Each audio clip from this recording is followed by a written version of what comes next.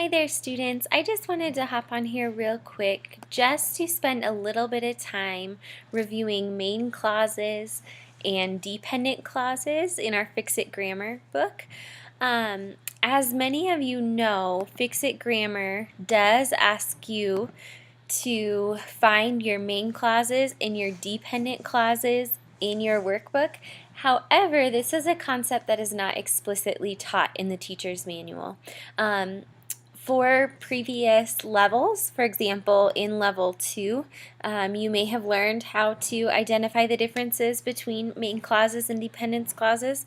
However, for those of you who may need a refresher, or for those of you who are new to eMERGE and have not learned about main clauses and dependent clauses, I'm hopeful that this video will be helpful for you in furthering and deepening your understanding of this concept. So, this is just a review video just to help you better understand clauses. However, if you already feel like you have a pretty firm grasp on the difference between main clauses and dependent clauses and how to identify them in your Fix-It Grammar book, then you can go ahead and just skip over this video. But for those of you who might want that additional enrichment, I hope this is helpful. So, as we know, there are two different types of clauses. And the big thing is a clause, whether it's a main clause or a dependent clause, it must contain a subject and a verb. So for a main clause, like I said, contains a subject and a verb, but it must stand alone as a sentence. So for example, a main clause should not be a fragment. In other words, if you're verbally saying the clause, you should be able to note that it's not a fragment. One thing to note, and this can be a little bit confusing, but this is definitely an important fact, is that there can be multiple main clauses in one sentence. However, they must be separated by a coordinate conjunction.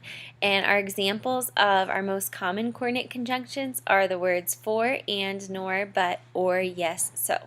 And you can remember these by just memorizing the acronym FANBOYS. So if you see a subject and a verb, and then a coordinating conjunction, and then another set of subject and verbs, that means there could be two main clauses in one sentence. Okay, so look for those coordinating conjunctions to help you with that. Our second type of clause is what we call a dependent clause. Now, a dependent clause is also going to contain a subject and a verb. However, it's an incomplete thought. In other words, it could not stand alone as a sentence the way it is. It would be a fragment. There are three different types of dependent clauses. There are what we call nominal clauses, which name a person, place, or thing or idea. There can be adverbial clauses, which answer one of these questions: where, why, how, when, or to what degree. And then there can be what we call adjectival clauses, which ask the questions which one, what kind, or how many. Okay, so three different types of dependent clauses. Now, you don't need to know these different types of dependent clauses. However, these questions might be helpful in helping to identify a dependent clause. So let's go ahead and look at this example. And I'm going to just walk you through how we would go about identifying our main clauses. Let's start with our main clauses. And, well, let's just go ahead and go through our main clauses and our dependent clauses. So let's say I am trying to find my main clauses. Let's start with this first section. It says, to her. Now notice I do not have a subject and a verb in this portion of my sentence. Therefore, this is not a clause, and I can move on to my next set of words. Now let's look at the next set. It says, it seemed most astounding. It seemed most astounding. Now I have to think to myself, it seemed most astounding. If I wanted to, I notice that I have a subject. It is my subject in this chunk or this phrase, and then seemed would be my verb. So I have a subject and I have a verb. It seemed most astounding. This could stand by itself, therefore it is going to be a main clause. Oops. And I'm going to go ahead and mark that. Now I move on to my next phrase. It says, that flowers of the land should have fragrance. So in this next chunk, notice I have my subject. I have flowers as my subject, and should have are my verbs. Now I have to ask myself, that flowers of the land should have fragrance. Could this stand by itself? No, it could not. Therefore, it is going to be what I would call my dependent clause. One note is that dependent clauses often start with the word that. So then I have and. Okay, there is a coordinating conjunction. Let's look at my next phrase. That fish among the trees could sing so sweet. That fish among the trees could sing so sweet. Notice I'm starting with the word that again, and that fish among the trees could sing so sweet cannot stand alone by itself. Therefore, this is also going to be a dependent clause. But let's make sure. Do I have a subject in here? Yes, fish. Fish could what? Could sing. So I have my subject, fish, and my verb. My verbs could sing. So I'm going to go ahead and mark that also as a dependent clause. Okay. Then I move on and I have when you have reached your 15th year. And I have to ask myself, do I have a subject here? Yes, I do. You is my subject. And then you did what? Have reached. Okay, there's my verb. So I have a subject and a verb. When you have reached your 15th year.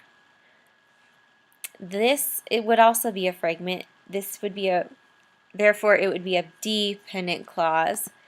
And remember, we have different types of dependent clauses. And let's look at my different types of dependent clauses again. So remember, I can have an adverbial clause, which answers where, why, how, when, or to what degree, or an adjectival clause, which is which one, what kind, or how many, so it contains an adjective.